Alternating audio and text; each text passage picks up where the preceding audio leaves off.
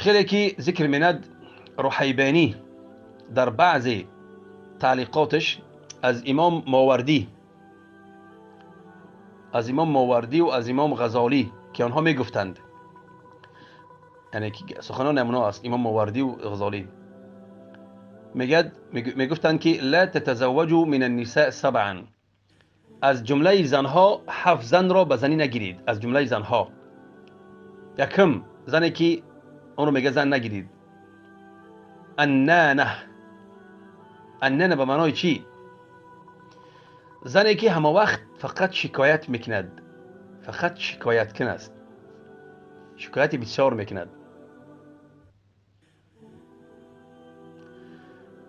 یعنی انین میگن، انین همین فقط همین چی میگن، همون زبانش فقط همین شکایت در رفته است. همین مرایت نکردی، تو مرا نکردی، تو مرایت نآوردی، تو مرایت فقط بعد میگه سرش بستگی است به یک سربندی، سرش بستگی است و فقط چی دعوای چی میکنه، دعوای بیماری که من بیمارم فقط.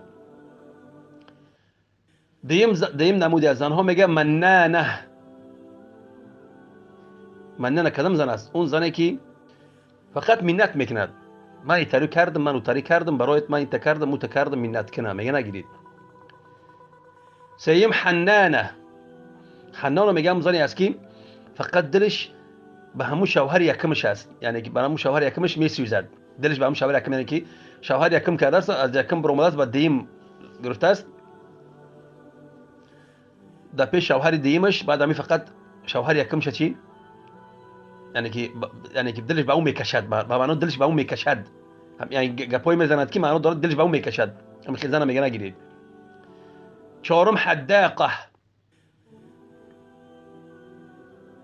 حداقه به معنای چی است؟ به معنای همون زنی که به هر یک چیزی که نظر کرد خواستی همون رو میکند، دلش به همون میکشد، چیزی نباشد.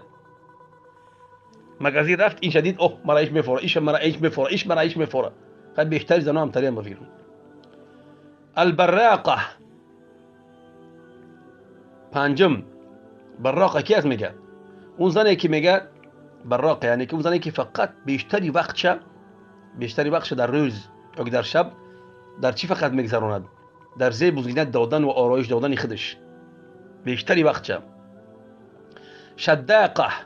شداقه همون زنی که میگه فقط مغرور است، فقط بالا میشمارد، فخر میکند به سخنش دائما.